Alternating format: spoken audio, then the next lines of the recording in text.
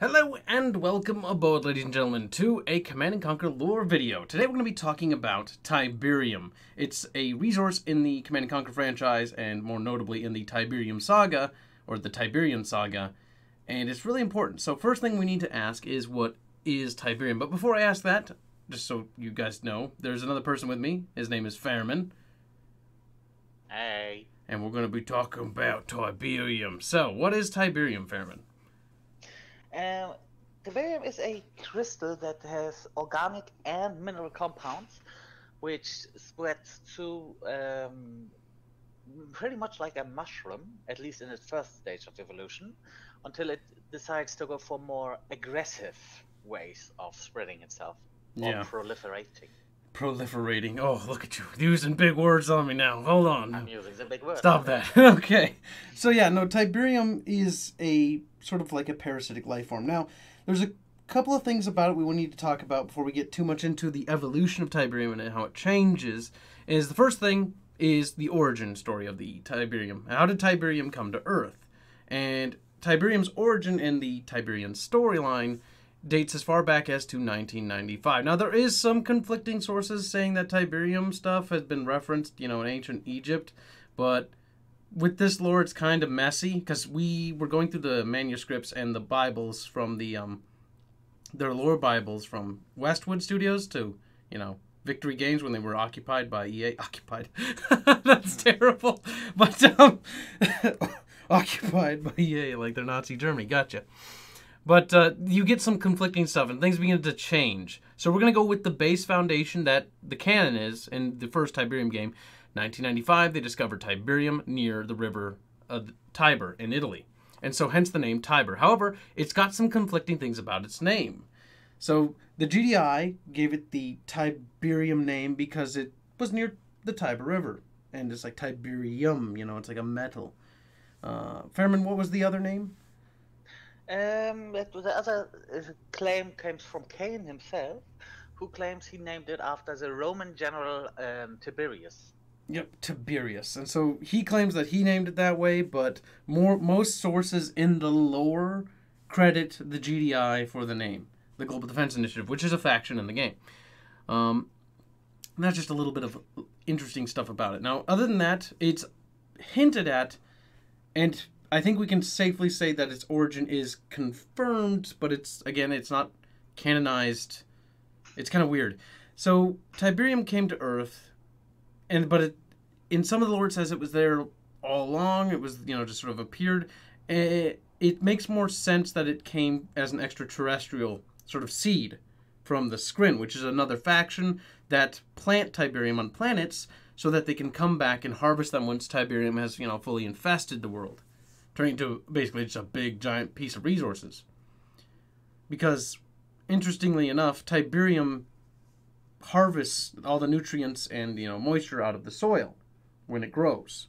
It absorbs everything around it and just becomes like, what you could say is just condensed resources.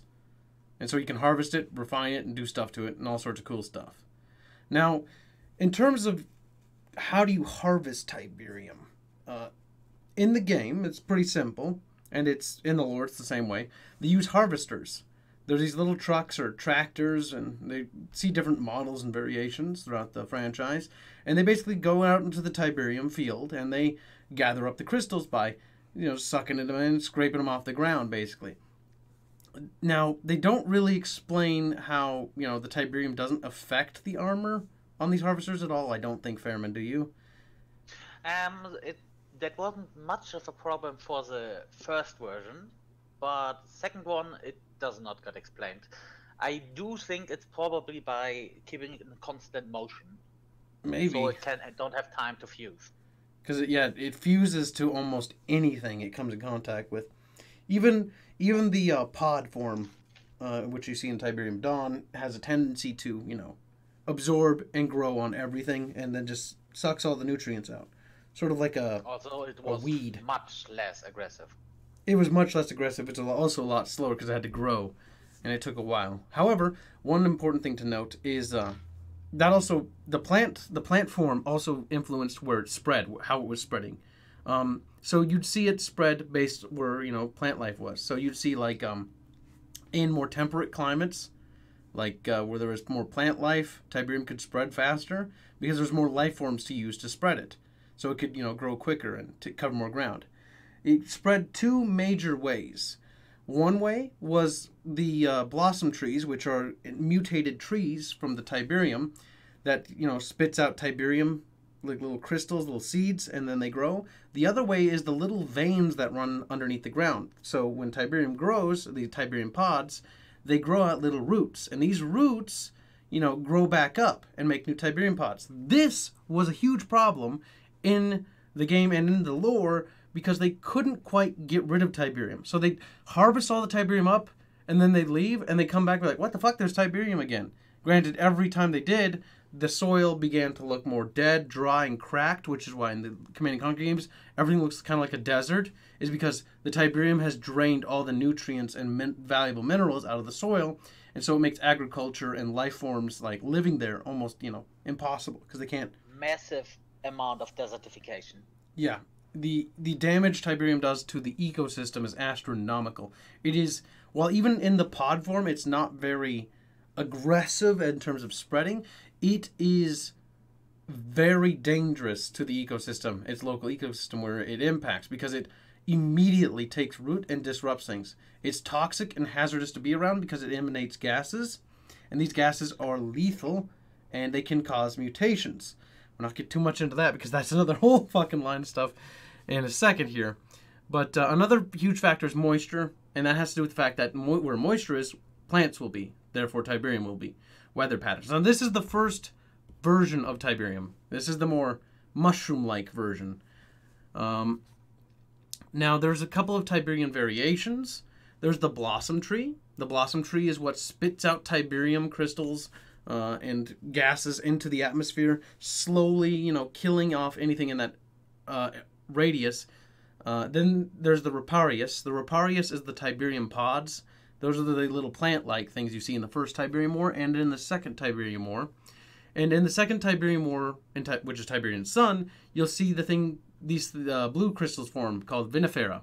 Vinifera is the newer version of the Tiberium. It's the more, what would you call it, Fairman? Mature version. It's mature. It's more crystal-like. It's less plant-like. It grows slower. In the Vinifera in this form. Bear in mind that it's constantly evolving because Tiberium isn't canon that it said it's a life form, but there's theories within the game universe about it being a life form. And the way Tiberium evolves and reacts to GDI's countermeasures to deal with it and contain it sort of proves that it is relatively lifelike in terms of evolutionary-wise. Was that fair?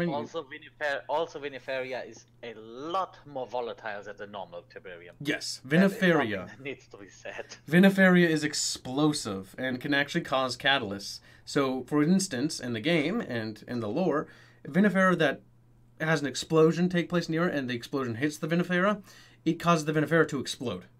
And if in close proximity to a Vinifera field of condensed Vinifera, it can explode in a chain reaction, which anyone or anything near it's going to be fucking really sad, aka harvesters or whatever's out in the field. You won't see too much. You shouldn't see infantry in the field. Even in the second Tiberium War, they hadn't invented zone troopers, and their suits were able to protect them from the hostile, hazardous environment of the yellow and red zones, but they couldn't quite protect them from actual contact yet, because any infantry that makes contact with Tiberium its radiation and its hazardous gases melts through their fucking armor.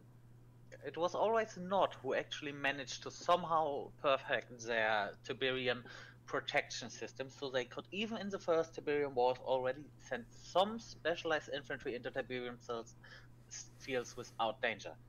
Nod is also one of the leading factions in terms of harvesting. They also pioneered Tiberium harvesting. And they were always in the lead in terms of efficiency in harvesting, which is why Nod always had a distinct advantage over the other factions in the game, and economically as well.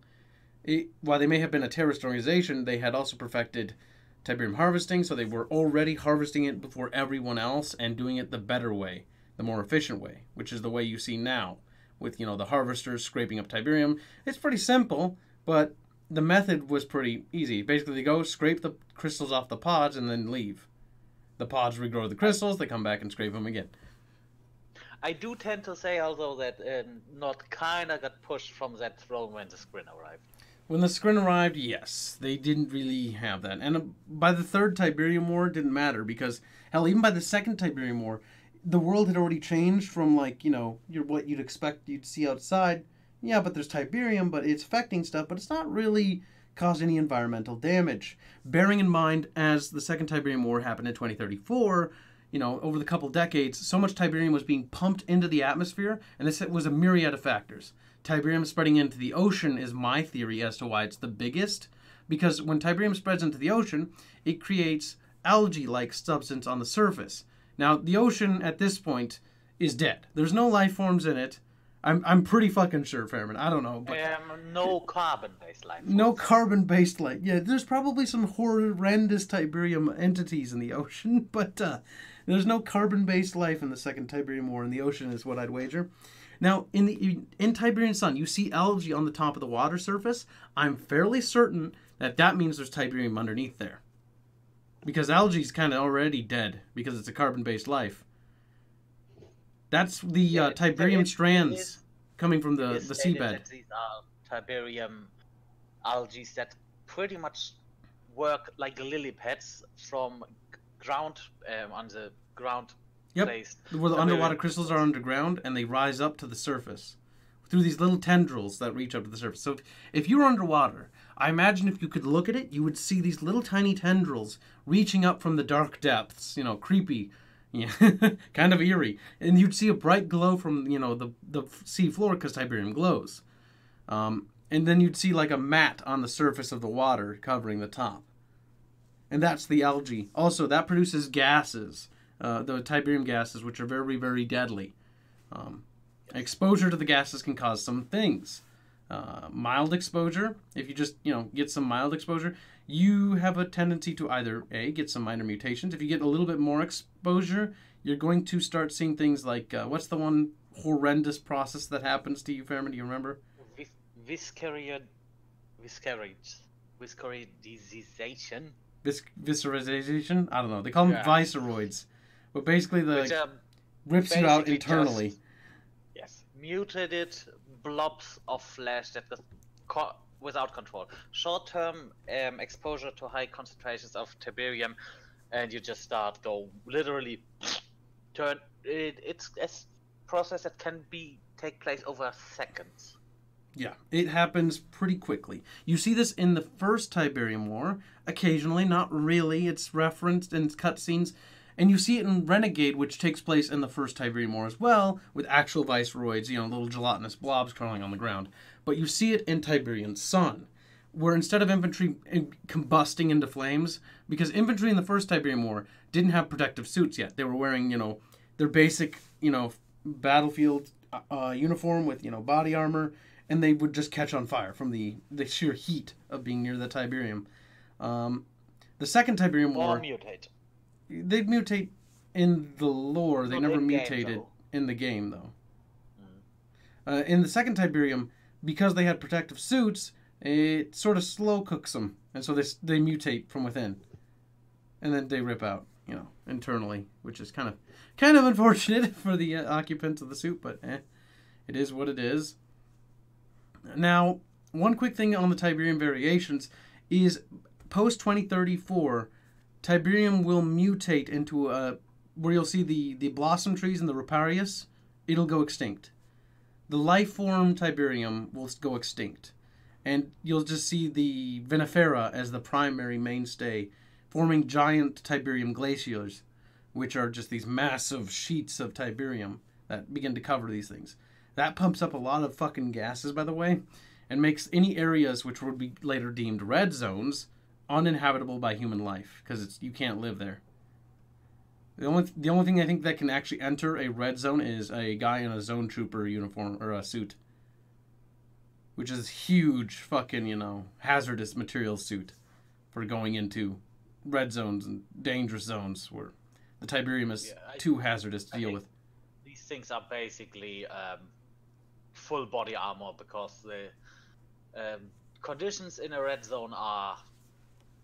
They're pretty bad. They have iron storms, don't they, in the red zones? Iron storms, Tiberium, basically whirlwinds that fling around shards with very high temperature speeds, toxic air, huge chasms, and the ground itself tends to be rather unstable due to Tiberium hollowing out ground and moving. Yep. It also reaches down and it actually affects the tectonic plates. Mountains, or not mountains, but hills will collapse and rip. Once, like under a hill, there'd be Tiberium. Tiberium is growing underground, during the later stages of its infection. Even in the early stages, any sort of caverns in the ground or underground caverns, you'll see Tiberium nests grow. These things will grow and basically hollow out the ground and weaken the entire, structure of the underground network underneath the earth. And basically what you'll get is these massive tear opens, where these are these massive sheets of Tiberium that are running underneath, underneath the earth, or underneath, the tectonic plates that are just fucking ripping apart, the tectonic plates. And they begin to affect things, catastrophically. Now, there's really no way to deal with Tiberium on the surface level, on the tectonic plate level, because it's too deep to reach, and they can't quite drill at it to get at it. But the GDI will use a couple of methods to deal with it. And one of the early methods was building of walls, to contain Tiberium. Because Tiberium, the Riparius form, the pod version, couldn't quite grow very easily over concrete walls and things like that. So concrete actually slowed it down quite a bit. As Tiberium would eventually continue to evolve, that measure wouldn't work as well. The next big countermeasure to dealing with the Tiberium infection was using the sonic technology invented in the Second Tiberium War, which was able to disrupt the crystals on sort of a molecular level to sort of break them apart and, basically kill them. It worked. It was pretty effective. But again, Tiberium was already spreading because it had evolved too much. Because as the Tiberium infestation continued, the rate at which Tiberium would spread would increase. And eventually, the, what is it, Vesperus? I always fucking forget its name all the time. The second... Yeah, no, the Vinifera. The Vinifera form would actually evolve to be faster.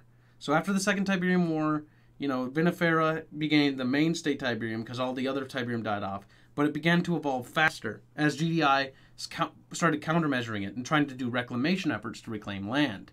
So you see Tiberium begin to spread faster and in new different ways, and it's kind of... It might have something to do with Nod helping to spread it, and it might also have to do with, maybe Tiberium is evolving, because it's, again, not confirmed that it is a life form, but it has a lifelike quality to it in terms of how it is attempting to survive and consume and adapt. At least I think so. Tiberium is very also dangerous. It's obviously toxic to carbon-based life forms. It's capable, of mutating things on contact. If mutations are left untreated, and there are ways to use sonic treatment to sort of remove the crystals that are growing inside of a person, they will... Yeah, but these are very painful, and well, it is a chance, it is a rather slim one. Yeah, no, sonic treatment might not actually cure you of it.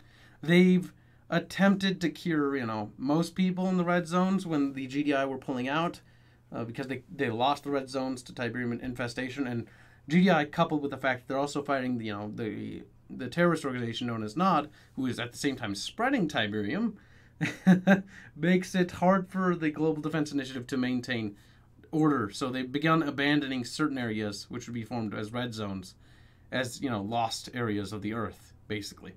Yellow zones have a low GDI presence. Little to none almost, and Nod runs rampant through there normally. And you see a lot of Tiberium beginning to spread. These red zones are growing always into the yellow zones, and the yellow zones are expanding towards the blue. Blue is the last bastions, where it's very Earth-like still. Pretty much no Tiberium infestation at all. Yes. Now, there's one other thing we need to mention, though. With the dying off of the blossom trees and the way it was spitting out Tiberium crystals into the atmosphere, causing ion storms on a global thing, there was a thing called the firestorm crisis where, it got so bad that, the firestorms were just beginning to tear apart everything, which are these massive storms of this horrifying lightning striking the ground, basically, just doing tremendous damage between the crystals and the earth to any structures. Also stopping any and all air traffic. Yep. Completely impossible. Makes air traffic impossible as well. Communications go down, everything goes down, power goes out, it sucks out the power. Power needs to be turned off too. They're pretty bad. You had this thing that happened. Now, I'm not going to reference Cabal too much because he's not really relevant here, and nor is the Tacitus too much. But basically, they dying off of the blossom trees caused the firestorm crisis to end. So the firestorm crisis was lifted up, and they didn't really have to deal with it anymore. Once they had, that sort of helped restore air travel. The GDI would also, sort of clean up the seas with their sonic tech a little bit to sort of restore sea travel. Because sea lanes can't quite travel through the, the dangers of the plant life and stuff. Because it's Tiberium. It'll latch onto the ship and start doing damage and eating it. I do think it is worth noticing that being able to at least decipher parts of the Tacitus played a huge role in enabling the GDI actually do decontamination efforts. Yes, that's true. It helped. I think that helped with the sonic technology as well, because we were also able to perfect it a little bit in order to, begin to disrupt the crystals more. Now, there's an important thing. You'll see the Tiberium creatures sort of die off once the Tiberium pods and the blossom trees go extinct. The life forms will have begun to either crystallized fully, where the vinifera actually crystallizes the whole body.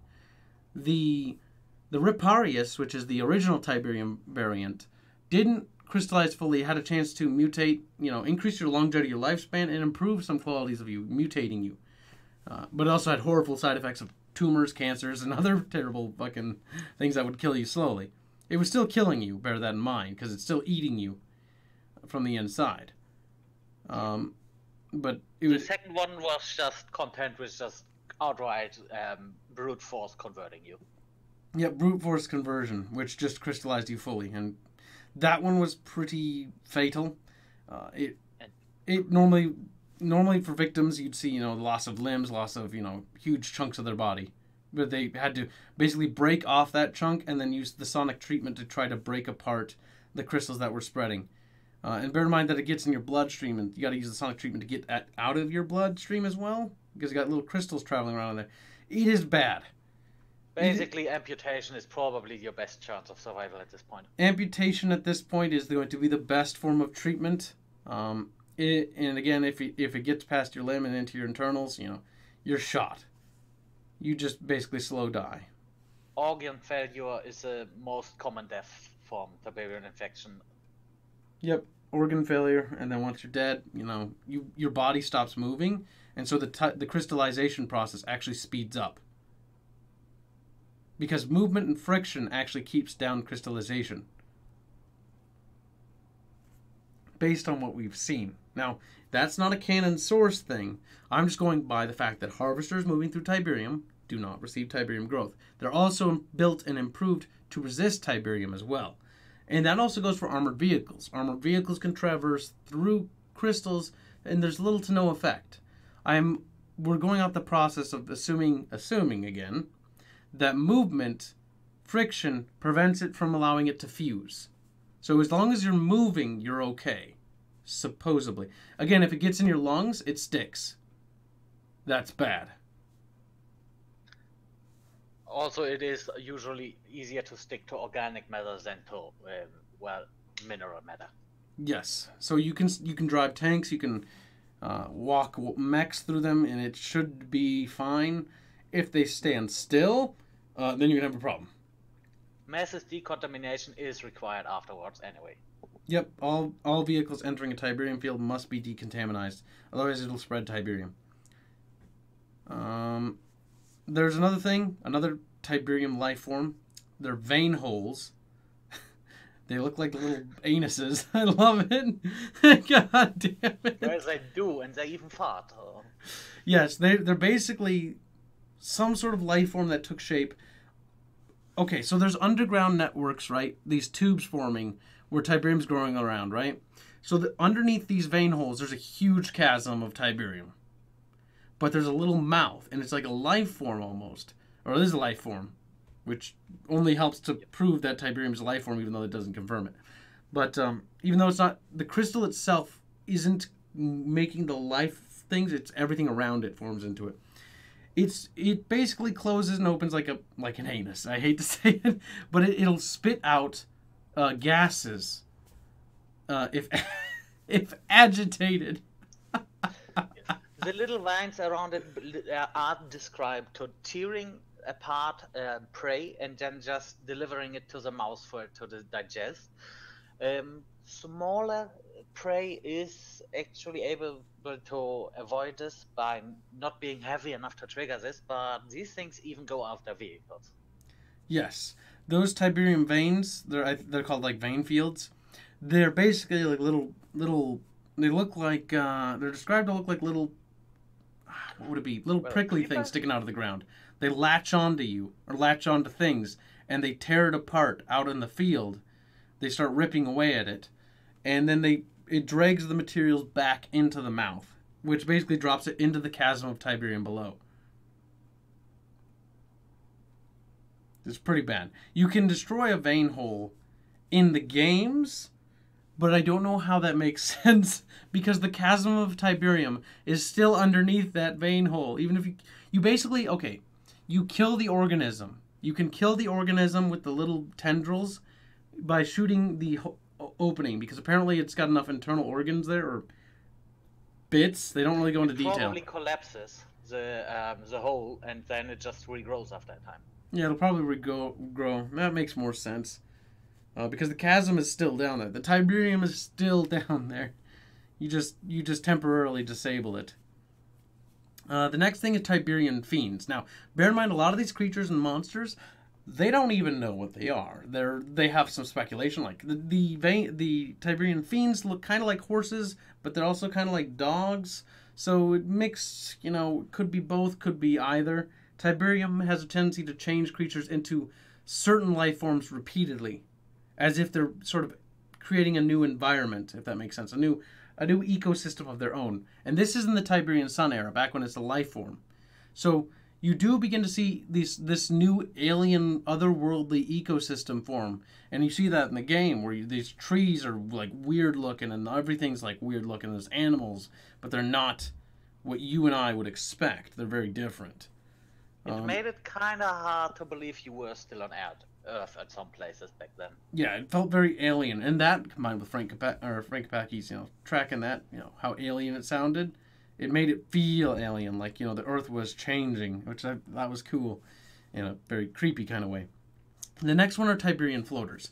These ones nobody really knows anything about. Farron and I think they're jellyfish, and they just sort of float on the ground. They're amphibious. They can go over water. They can go over land. They have tendrils that come out of them, and these tendrils, kind of like the vein hole monster, grab you, tear you apart, and eat you. Also, they like to electrocute someone because they they shock. To be able to bring up forth pretty heavy electric currents. Yes. Able to even fry tanks. And fry through armor. Melt through armor. Yeah, they're pretty horrifying. Then there's human mutants. These are mutants that are not the humans that didn't turn into viceroys, but have crystals, growing on them. They can vary from aggressive to civil. It really just depends. They're basically sick people, and again, they just need treatment. It really more depends on the person than on the mutation strain. Yes. These the Tiberium crystals can also extend life, but they'll also kill you. Probably will kill you. They will eventually. They're eating you. The life extension is only theoretical because it's theoretical, but then again, they've cured it, so nobody actually lived that long to find out. But then again, there's mutants in the third Tiberium War, and those mutants are heavily changed. They look like they have very crustaceous bodies. Like it's very thick-skinned, or they look different. in a way that is almost inhuman, actually.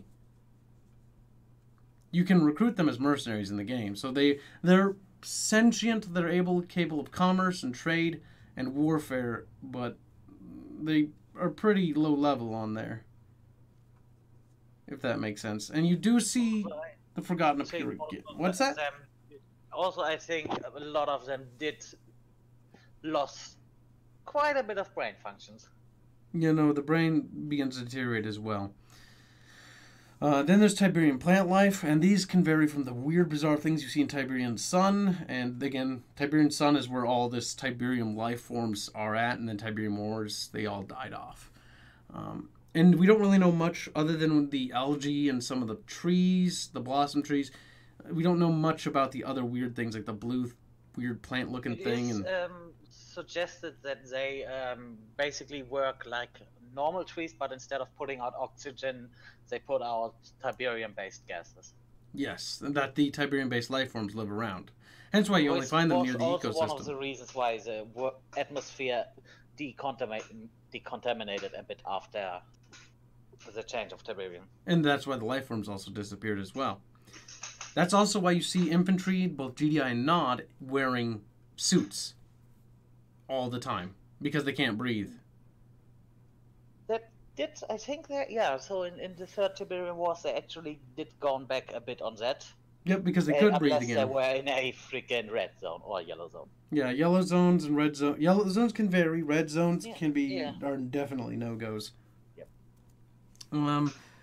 Let's see. So, yeah, the evolution of Tiberium in 1995 to about, what, 2034? 2034. Because that's when the second Tiberium War is. So 1995 to 2034, you have the pod-like Tiberiums, the tree ones, and the life forms. Then 2034 to 2060 something, because it's CNC4, but who cares about that too much?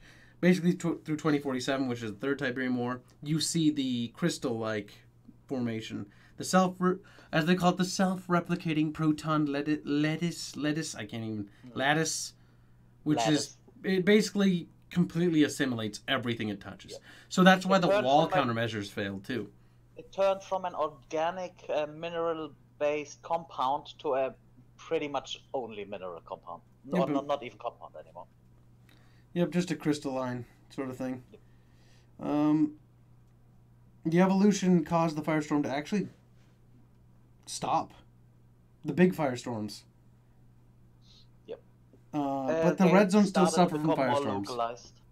What's that? They started to become more of a localized element again. Yep, so the firestorms weren't a big deal. Air travel was allowed again, and the algae that you'd see actually disappeared. Because you do not see it in the Tiberium Wars game, because the plant life, the Tiberium life form changed. Which, to be honest, like, it's cool to see Tiberium go through an evolution, but if I'm to be a little bit subjective here, I preferred the life form Tiberium variant because it was much cooler. But then again, they were getting a little bit too apocalyptic there with Tiberium Sun. Yep. Because it was reaching, pretty bad times indeed.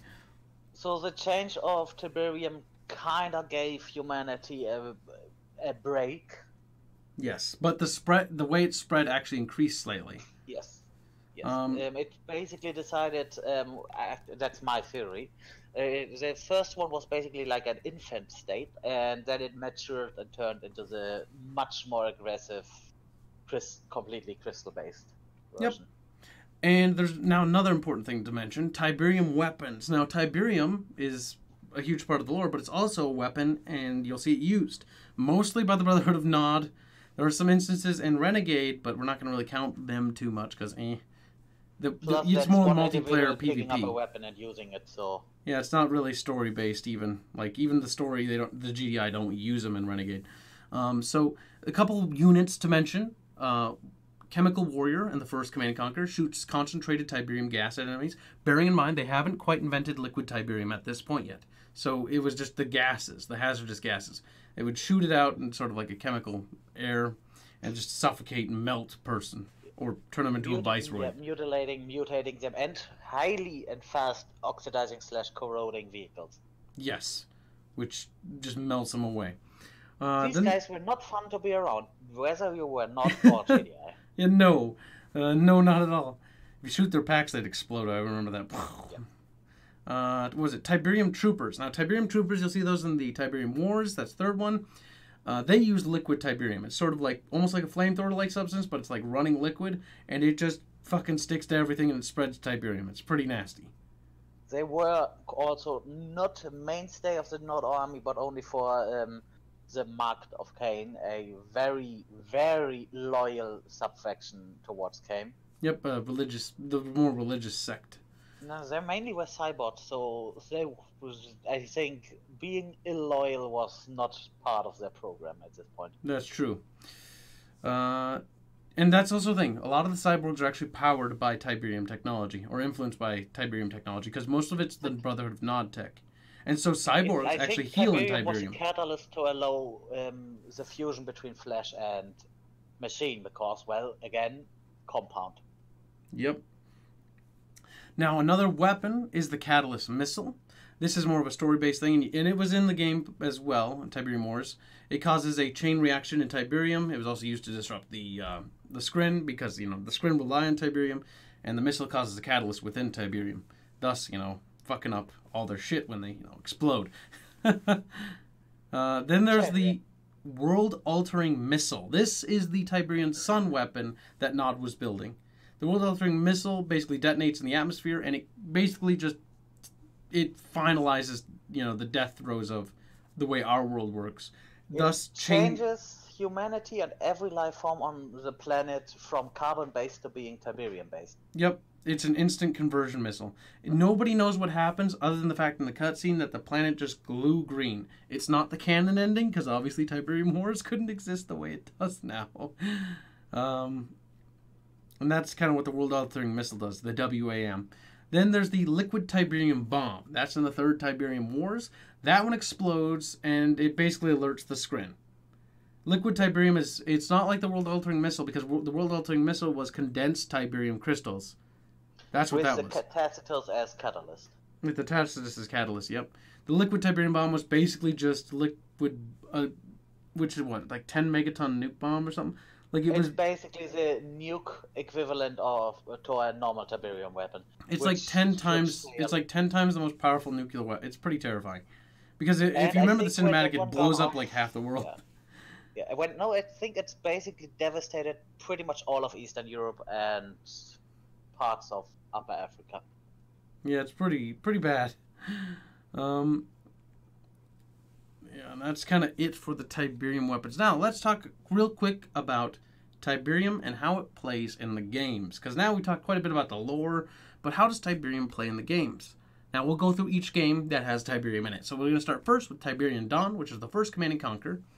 And it's pretty simple how it plays. It's just a gatherable resource. It's hazardous to infantry. It causes them to catch on fire. There is the Blossom Tree, sees a debut, and I think they show a Viceroy at some point.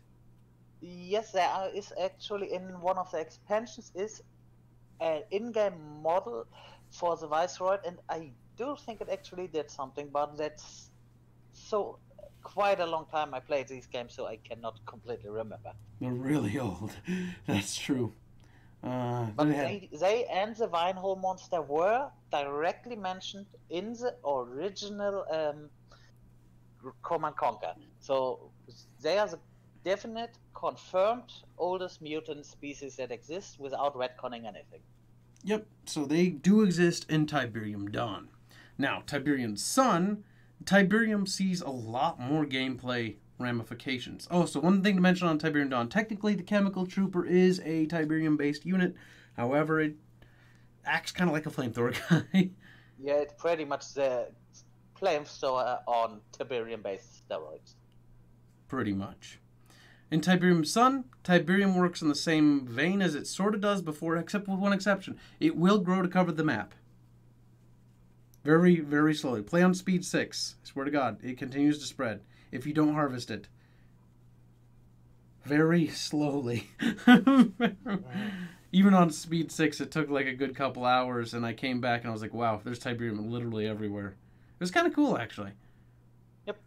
And then that's where you see the Vinifera. introduced there. You do see a lot of mutants introduced here. Actually, all the mutant cast, pretty much, except for the minigun mutants. Were introduced here. You see the vein hole and the way the veins work. As a gatherable resource, by the way, you can actually gather the veins for the for Nod, which helps them make like a little fucking new missile thing. What do you call it? Chem missile? I don't remember the name of it. Which explodes in the air and then causes a bunch of little explosions above it. It uses the tendrils from the before-mentioned vine hole monster because these have a very high concentration of Tiberium gas, which is one of the most aggressive version of Tiberium concentration back then. Yep, during the second Tiberium War. Then, in Renegade, Tiberium also works a little bit differently here too. It doesn't spread, it just sort of stays on the map. In multiplayer, it's a gatherable resource that your harvester will collect, and it just returns it to your base. It doesn't really do too much other than that. It's hazardous to infantry, and in some instances you'll deal with Viceroids and Super Warrior mutants. These soldiers. mutants were, although the predecessors to the not cyborgs, and the Viceroids also.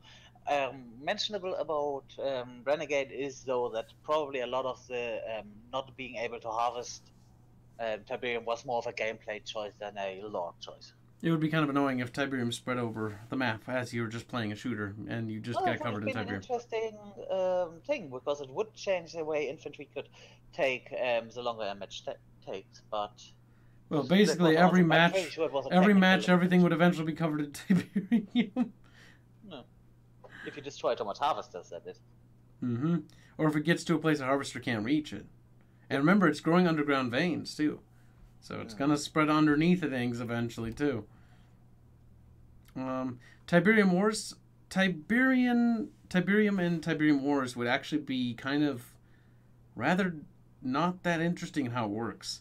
So it works much like it does in Tiberium Dawn again. It only grows in a radius this time, and it doesn't grow past this radius, ever.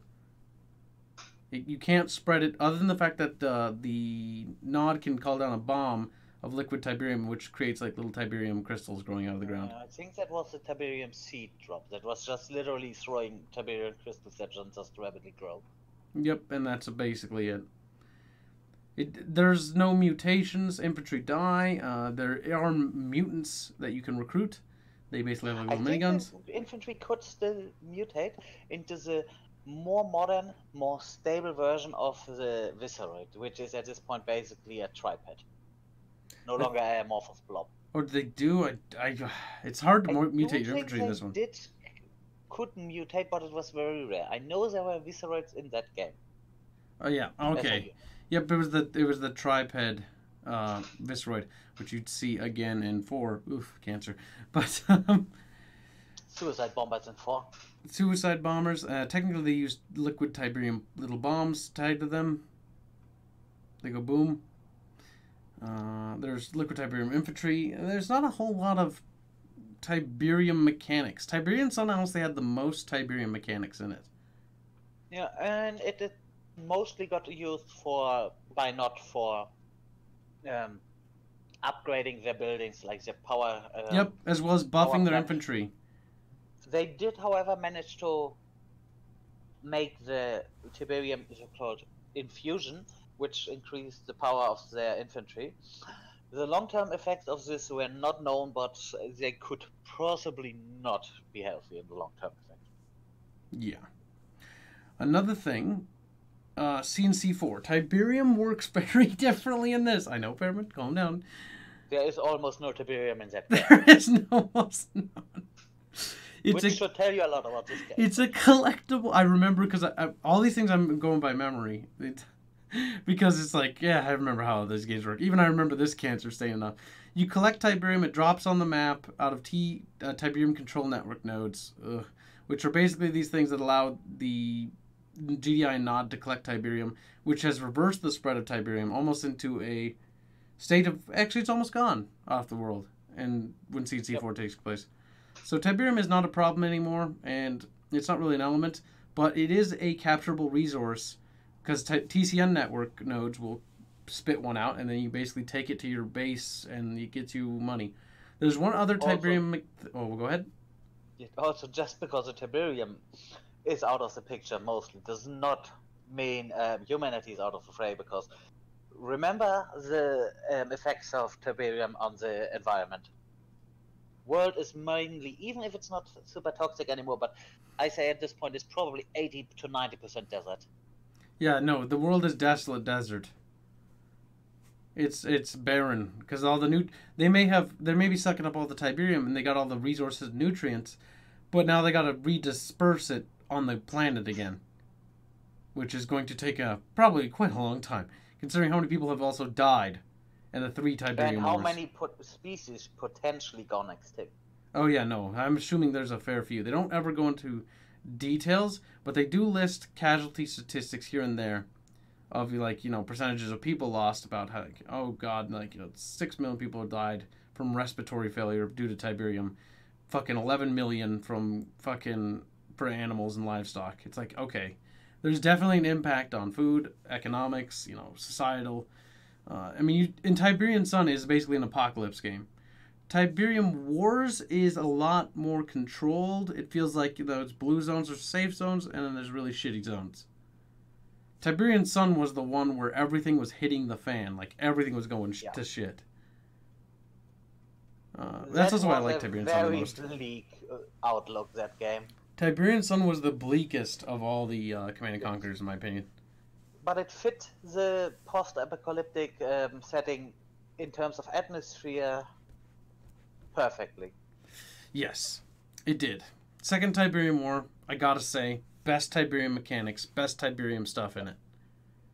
If you want to experience a lot of Tiberium-based things, in terms of, like, mechanics and just how it affects the story, the second Tiberium War, aka Tiberium Sun, has the most to offer in terms of mechanics and gameplay, based around Tiberium. Which was cool, because it was interesting to see this resource that the game was based around take such an instrumental role in the game. And in the story. Not to mention the theme and the setting was great, too. But that might just be me looking through a rose-tinted glass as well, so bear that in mind. Other than that, though, Tiberium doesn't really play a lot of roles in the other things. I mean, there's some canceled projects like Tiberium, the game, which was going to be probably pretty cool, but, it's dead now. Then there's the canceled original third Tiberium War game, which was supposed to be on the General's engine. And then there's the Tiberium Alliances, that shit show. Oof. Yeah, that one wasn't that supposed to be some kind of mixture of MOBA card game? It's like a weird browser game thing. I played it just because I wanted to see. And then we do have that upcoming, I'm sorry to say it, CNC Rivals. Tiberium will probably be a mechanic in that. I don't really understand how that has any lore impact. I think at this point it's already out. It is out? Yeah, and Tiberium has not a big impact. What had a big impact on this game is real life money, but let's not start with that. It's green, but it ain't Tiberium. Yeah. Oh, god damn it, that's disgusting. But yeah. Maybe worth mentioning is a potential chance for a reboot. Yeah, no, there's going to be a Command & Conquer reboot from some. The series back, or maybe even retcon some of the stuff and says. I'd like to see them. At the same time, I'd like to see a remaster of the first Tiberium Dawn and Tiberium Sun, along with the first Red Alert and second Red Alert. I'd also like to see, very much so, like, I don't know. I felt like Tiberium Sun got shafted in design, in terms of being cut, because it did get shoved out the door, because the third faction was never finished. The missions were supposed to have, variations of paths to play. Like each, those little bonus missions you could pick in the game still? They were supposed to affect the next mission. By you doing these little secondary missions, these stealth missions, actually, see, I may hate stealth missions. I bitch about them all the time. But they'd change how the main battle to take that area of the map would go. And that was really cool. It's like branching paths in an RTS game. There were some parts of it left when you, let's say, make that additional mission. You saved the part in the next main mission where you have to disable a power plant, or the enemy starts a bit weakened. That was still in game, but they nerfed what they were saying they were gonna do, though. Also, that one was interesting because they also had the sheets of ice mechanic. Remember, heavy units walking over ice. Or just shooting with heavy weaponry on a unit so it drowns. Yes, it had so many cool mechanics. Introduced bridge destruction. Tiberian Sun was the most revolutionary, but it was also at the same time the one that got shafted the hardest, because we didn't get the third faction, and even they had to cut units, re-release them in the Firestorm expansion, and we still never got a third faction. And I think the Firestorm expansion, they should have added Cabal. Should have had 4 factions. Criminy. Yeah, it was. You could feel that the game was missing something. It was supposed to be the big, Command and Conquer game. It was going to be the biggest. Tiberian Sun was the one that they were. I remember the way that it was going to be the big one. Like Red Alert 1 was good. They used all that money upon this, but then they ran out of money. And they were backed by EA, so they immediately signed a thing which sold them to EA. EA wanted them to work on Red Alert 2, so they they took too long with Tiberian Sun, so they canned the progress. They're like, no, you need to get that out. And so they shoved Tiberian Sun out the door, and it wasn't ready. And it was like, oh, Tiberian Sun should be this game we look back and go like, yeah, it's just fun. It should have been that game we looked back. And again, shoulda, coulda, woulda. But it should have been the game we looked back and went like, yeah, that was the moment in the Command & Conquer franchise, like Rome Total War was to the Total War franchise. It was supposed to be the masterpiece. It was supposed to be the masterpiece, and it's painful if they remaster it and they just remaster it in the state it's in right now.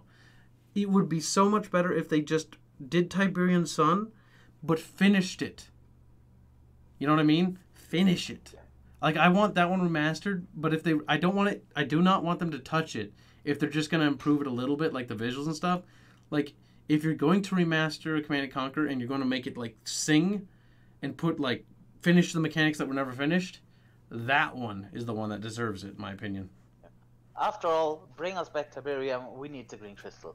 You do. What was that cancerous thing I saw the other day when we were looking up lore for Tiberium? Just... Got Tiberium ? It's like, oh, cancer. It's like got milk. And they were selling those shirts. Oh God, why? Little anime girls being happy about Tiberium. I don't think they would be. They wouldn't be little anime girls. They'd be little viceroids. Disgusting. Get it away from me. Oh, terrible. Either or. I think that concludes... Let's end here. Yeah, we'll end it here. Anyways, that's it for the Tiberium lore. Thanks for tuning in. And until next time, you guys have a good one.